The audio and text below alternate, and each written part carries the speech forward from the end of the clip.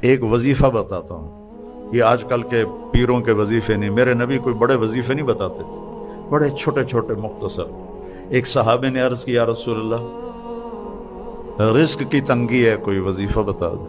اب آج کل کو جو پاکستان کے حالات ہیں، سارے ہی لوگ تنگی کا شکار ہیں، تو میرے نبی نے فرمایا ادم علی الطہارہ یوسع علیک رزقک، باوضو رہا کر تیرا رزق بڑھ جائے گا، باوضو رہو۔ اس کا ایک فائدہ اور ہوگا، آپ سے شیطان ڈرے گا،